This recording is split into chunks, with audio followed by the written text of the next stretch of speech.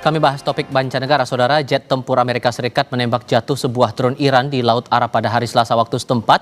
Drone ditembak saat mendekati kapal induk Amerika USS Abraham Lincoln yang sedang melintasi Laut Arab sekitar 500 mil dari pantai selatan Iran ketika sebuah drone Iran Shahid 139 bermanuver ke arah kapal. Militer Amerika Serikat menyebut telah menembak jatuh drone Iran yang secara agresif mendekati kapal induk Abraham Lincoln di Laut Arab. Militer AS mengklaim pesawat tak berawak Iran Shahid 139 terbang menuju kapal induk Abraham Lincoln tanpa tujuan jelas sehingga ditembak jatuh oleh jet tempur F-35 milik Amerika.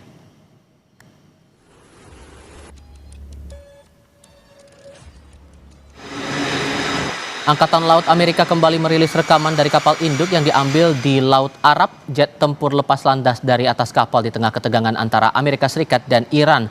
Jet tempur terbang dari landasan pacu kapal induk Amerika Serikat USS Abraham Lincoln. Rekaman yang diambil pada akhir Januari lalu ini menunjukkan kapal induk Angkatan Laut AS itu berada di atas Laut Arab.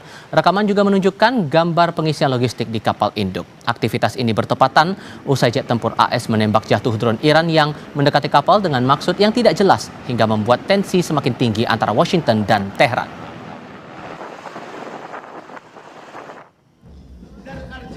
Sebelumnya, Kepala Angkatan Darat Amir Hatami memperingatkan Amerika Serikat dan Israel pada Sabtu untuk tidak melakukan serangan. Hatami mengatakan pasukan negaranya dalam keadaan siaga tinggi menyusul pengerahan militer besar-besaran Amerika di perairan kawasan Timur Tengah dekat Iran. Hatami juga menegaskan Iran memantau perkembangan di kawasan itu dengan cermat dan secara signifikan meningkatkan kemampuan rudal untuk menyerang dan bertahan. Lalu sejauh mana dampak meningkatnya ketegangan Amerika Serikat dan Iran ini? Sudah bersama saya di studio Marsma TNI Purnawirawan Agung Sasongko Jaki, pakar kajian strategis Perhimpunan Purnawirawan Angkatan Udara. Pak Agung, selamat sore Pak. Oh, selamat sore Mas. Terima kasih sudah datang bersama kami. Kalau melihat kondisinya seperti ini, walaupun kemudian perundingan antara dua belah pihak ini masih di tahap awal, melihat tensinya makin tinggi seperti ini, apakah akan makin sulit mencapai perundingan untuk kedua belah pihak Pak? Jadi yang kita lihat ini sebetulnya bukan sekedar adanya konflik antara Iran dan Amerika yang memanas, namun bagian daripada pertunjukan yang memang digunakan oleh kedua belah pihak untuk mencapai keseimbangan dalam negosiasi. Jadi ini adalah suatu bukti sedang ada perimbangan kekuatan yang sedang perubahan di Timur Tengah. Jadi Amerika dan Iran sebetulnya konflik sudah lama, sudah 40 tahun. Konflik ini terjadi dengan serangan berupa serangan tekanan ekonomi, sanksi ekonomi. Ada juga serangan militer. Tapi yang jelas diplomasi dan secara informasional serangan berupa propaganda atau berita-berita yang saling menihilkan satu sama lain itu berlangsung dengan ini. Tapi sesungguhnya inilah bagian daripada repositioning mereka. Memang drone yang ditembak ini kelihatan seolah-olah drone-nya jatuh. Tapi masalahnya adalah Iran tetap menunjukkan dia tidak takut. Meskipun ada pesawat kapal induk di sana, mereka mengirim drone dan drone ini bisa mendekat dan mungkin jaraknya masih belum cukup mengancam, tetapi bagi Amerika, ini jangan sampai dibiarkan. Walaupun secara logistik perbandingannya jauh beda. Jangan sampai dibiarkan ada gambar kapal induk Amerika diambil oleh drone. Karena drone Shahid ini sebetulnya kan ada drone yang digunakan untuk serangan bunuh diri atau kamikaze jarak jauh. Harganya hanya sekitar mungkin tidak sampai daripada $20.000. Padahal pesawat yang dikirimkan adalah pesawat F-35. Dengan menggunakan rudal AMRAAM yang harganya mungkin 10 kali lipat daripada drone itu. Nah, tapi bukan itu soalnya. Amerika ini menunjukkan bahwa dia tetap mengontrol posisinya, dia tetap berkuasa, tidak ada yang bisa terbang di sekitarnya. Sementara Iran tetap menunjukkan saya tetap tampil, saya tetap terbang. Konflik yang terjadi tidak memanaskan apa-apa. Itu bagian daripada pertunjukan yang harus diberikan Amerika, menunjukkan kepada sekutunya saya bertindak tegas, saya jatuhkan drone-nya.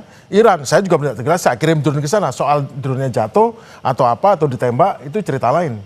Karena memang Amerika sangat jauh kekuatannya lebih daripada Iran, tetapi Iran juga saya tidak takut. Dan itu masing-masing mempunyai pendukungnya masing-masing yang tentu akan mendapatkan semangat daripada apa yang tampil ini. Kekhawatirannya ini konflik bakal makin rumit menurut beberapa orang begitu secara kasat mata. Sehingga menurut Anda apa yang bisa dilakukan dunia melihat fenomena yang semacam ini masih terjadi sampai sekarang? Ini adalah persoalan adalah berpindahnya keseimbangan global. Tadinya Amerika polisi dunia. Sejak jatuhnya Perang Dingin, sejak jatuhnya Uni Soviet, akhirnya Amerika menjadi unipolar, kekuatan tunggal di dunia, polisi dunia.